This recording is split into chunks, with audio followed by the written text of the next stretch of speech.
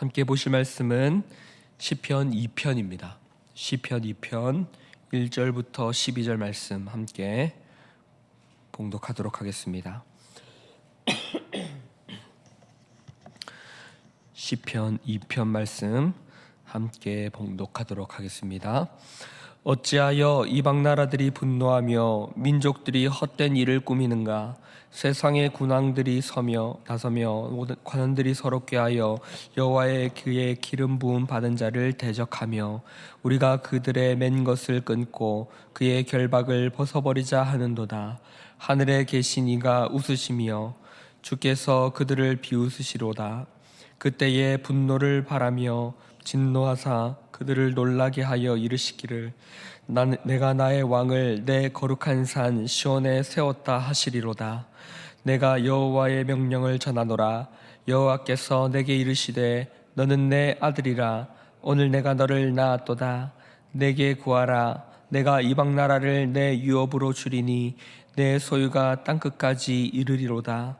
내가 철장으로 그들을 깨뜨리며 질그릇같이 부수시라 하시도다. 그런즉 군왕들아 너희는 지혜를 얻으며 세상의 재판관들아 너희는 교훈을 받을지어다.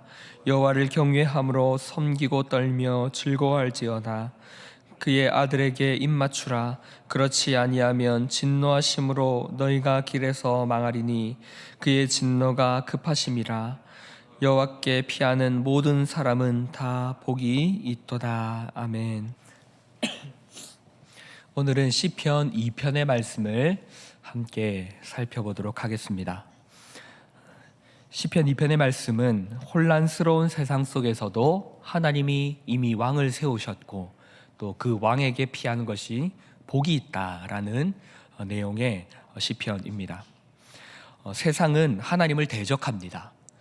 우리가 세상 가운데 칭송을 받아야 하고 교회가 세상에서 하나님의 영광을 드러내야 하는 것은 맞지만 교회가 어떤 일을 한다고 하여서 세상이 그 교회를 인정해주고 따르는 것은 그런 일은 당연히 일어나지 않는다라는 것을 우리는 기억해야 합니다.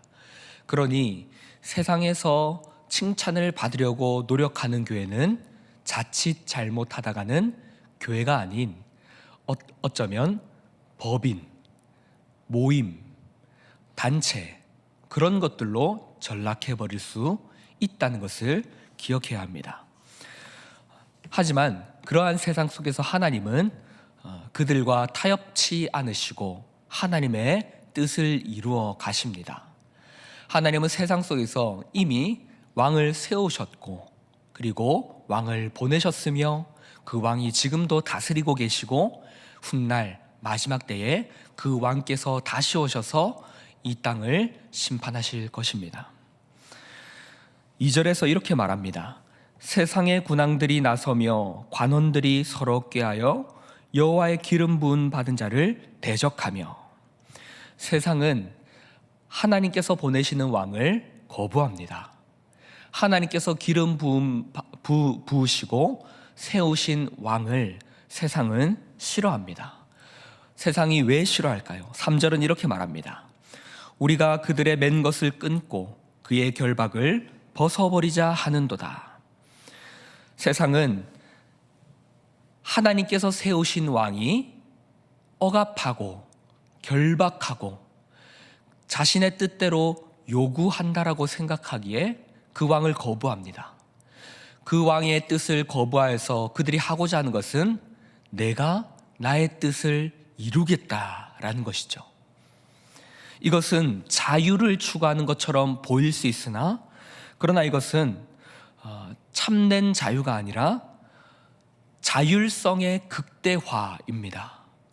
다시 말해 나의 자유가 신이 되는 것입니다. 나의 자율성이 그 누구에게도 통제받을 수 없으며 그것은 하나님 또한 나를 쥘 수 없으며 내가 나의 인생을 결정하고 내가 원하는 대로 살아가는 것, 그것이 그들의 원함인 것이죠.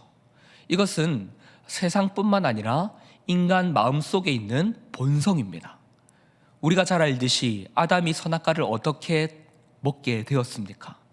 하나님께서는 아담에게 세상의 모든 것을 다스리게 하시고 선악과를 두셔서 하나님과 인간의 관계를 어떤지를 설정하셨습니다. 인간이라는 존재는 자신이 원하는 대로 세상을 다스리는 것이 아니라 하나님께서 허락하신 대로 하나님의 뜻을 이어받아 대리 통치자로서 세상을 다스리는 존재입니다. 하지만 선악과를 먹겠다는 것은 하나님이 아닌 내가 나의 뜻대로 결정하겠다라는 것을 주장하는 것입니다. 마찬가지로 세상은 하나님의 뜻이 아닌 자신의 뜻대로 세상을 다스리기를 원합니다. 우리도 언제나 어떠한 결정 앞에서 하나님의 뜻보다는 나의 생각, 나의 이해타산, 나의 옳고 그름을 먼저 앞세워서 결정합니다. 그리고 나서 이것이 하나님의 뜻이다라고 타협하는 경우가 너무나 많다는 것입니다. 우리는 철저하게 하나님의 뜻이 나의 뜻이 되어야 합니다. 내가 원하는 것이 하나님도 이것을 원하신다라는 식으로 타협해서는 안 되는 것입니다. 그러나 우리는 너무나 자주 이러한 방식의 결정을 할 때가 많습니다. 이것이 인간의 죄악된 본성인 것이죠. 인간의 반역은 언제나 항상 하나님의 그 방식을 거스르는 데서부터 출발합니다. 하나님의 통제를 억압으로 생각하고 결박으로 생각하며 나를 불편하게 만드는 일로, 나를 안 좋은 길로 인도하는 것으로 이해하며 거기서부터 벗어나려는 반역으로 시작됩니다. 하지만 하나님은 그러한 세상의 요구에 비웃음으로 대처하십니다. 4절에서 이렇게 말하십니다.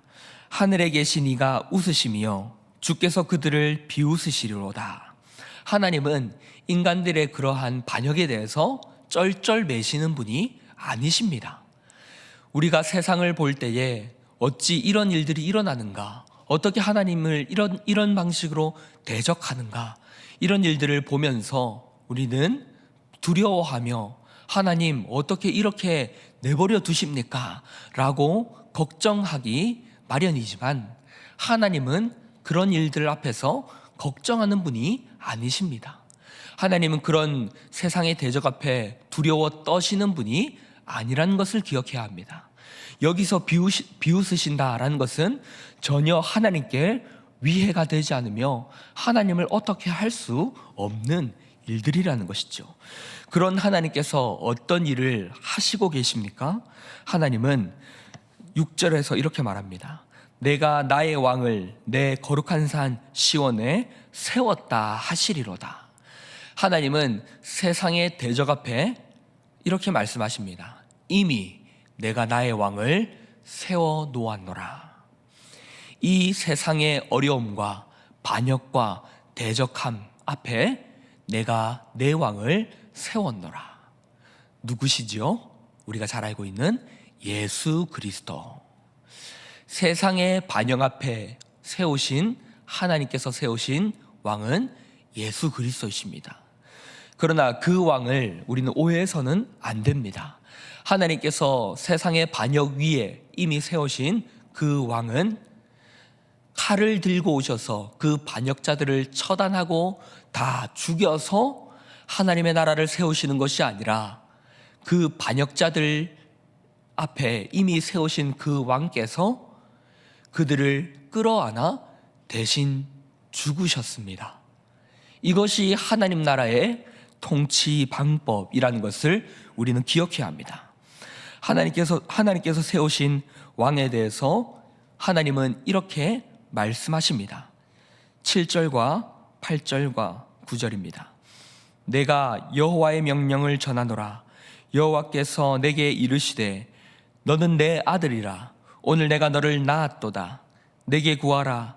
내가 이방 나라를 내 유업으로 주리니 내 소유가 땅 끝까지 이르리로다. 내가 철장으로 그들을 깨뜨리며 질그릇같이 부수리라 하시도다. 여기서 말하는 너는 내 아들이라 라는 것은 우리가 찬양으로 익히 많이 부르는 말씀이지만 많이 오해받는 말씀입니다. 이것은 하나님이 나를 사랑하시고 나를 아들이라 부르신다는 것이 아니라 하나님께서 예수 그리스도를 왕으로 세우셨고 그를 향하여서 너는 내 사랑하는 아들이라 라고 말씀하고 계시는 것입니다. 예수님께서 세례를 받으실 때 일어난 일 기억하시죠? 하늘에서 하나님의 음성이 들렸습니다. 시편에 이 기록된 말씀처럼. 그리고 하나님께서 그 사랑하는 아들에게 이방 나라와 모든 나라를 주시겠다라고 말씀하십니다. 예수 그리스도에게 온 땅의 왕이 되는 권세를 주신다는 것입니다. 하늘과 땅의 모든 권세를 그리스도께 주셔서 예수 그리스도의 나라를 하나님께서 세우시겠다라는 것입니다. 하나님의 뜻은 온전히 그리스도를 통하여 드러났습니다. 그 나라는 칼로 통치되는 나라가 아니며 그리스도의 사랑과 십자가와 죽으심으로 드러나는 하나님의 나라입니다. 세상과 다른 하나님의 나라를 예수 그리스도를 통하여 하나님께서 보이신 것입니다. 그 나라는 세상과 다르며 그 나라는 하나님의 온전한 뜻이 드러나는 나라입니다. 그러므로 세상은 하나님을 오해하였습니다.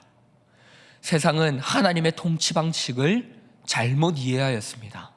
하나님을 세상에 있는 여러 우상들처럼 생각하여서 나를 결박하고 나를 불행하게 만드는 신으로, 나를 힘들게 만드는 신으로 오해하였습니다. 그러나 하나님은 그렇지 않습니다. 하나님은 세상을 사랑하셔서 자신의 아들을 내어놓을 만큼 그토록 세상을 사랑하시는 분이셨습니다. 그러므로 우리가 살 수 있는 유일한 길은 하나님께 피하는 것입니다. 하나님만이 유일한 우리의 피난처이시며 안식처이시며 우리의 반석이 되십니다. 12절은 이렇게 말합니다. 그의 아들에게 입맞추라. 그렇지 아니하면 진노하심으로 너희가 길에서 망하리니 그의 진노가 급하심이라. 여호와께 피하는 모든 사람은 다 복이 있도다. 하나님은 말씀하십니다. 그의 아들에게 입맞추라. 예수 그리스도에게 입맞추고 그 예수 그리스도에게 피하라고 말씀하십니다. 예수 그리스도를 벗어나서는 우리가 망할 수밖에 없습니다. 이것은 하나님의 진노 때문에 망하는 것이기도 하지만 하나님의 진노라는 것은 예수 그리스도를 벗어나 살아가는 것이 하나님의 진노하심입니다. 하나님의 구원을 벗어나 살아가는 것이 세상에서 받는 가장 큰 하나님의 진노하심입니다. 그러니 우리는 유일한 하나님의 사랑, 유일한 하나님의 은혜를 누려야 합니다. 그것은 오직 그리스도 안에서만 누릴 수 있는 축복이라는 것을 기억해야 합니다.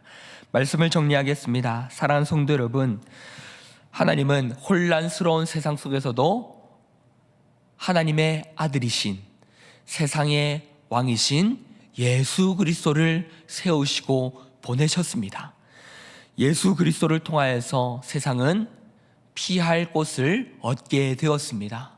세상은 서로가 서로를 향하여서 죽이며 서로를 지배하며 약탈하며 서로를 지배하려고 합니다.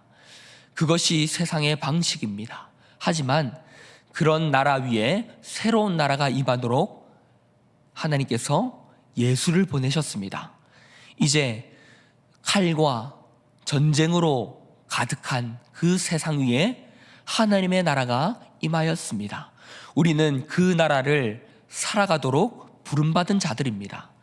예수 그리스도께서 시작하신 그 나라, 사랑의 나라, 십자가의 나라, 우리는 그 길을 걸어가야 합니다. 하나님께서 시작하신 하나님 나라, 하지만 하나님께서 그 나라를 우리 보고 살라고 하십니다. 저와 여러분이 세상 가운데 하나님 나라를 살아가며 그 나라를 드러내며 예수 안에서 참된 평화를 누리며 살아가시는 저 여러분이 될 수 있기를 주님의 이름으로 축복합니다.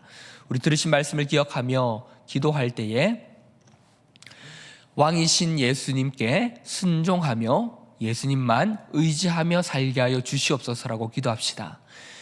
하나님께서는 새로운 왕을 세우셨습니다. 예수 그리스도이십니다. 그분은 세상의 통치 방법이 아닌 하나님 나라의 방법으로 다스리십니다. 그것은 왕이 섬기며 죽으시는 방식입니다. 우리 또한 그 나라를 위하여 부름받았습니다. 그 나라를 살아가는 자들로 부름받았습니다. 우리가 그렇게 살아갈 수 있도록 하나님께 능력을 구하며 이 시간 들은 말씀을 기억하시고 기도하시며 또 공통의 기도 제목과 개인의 기도 제목으로 기도하겠습니다.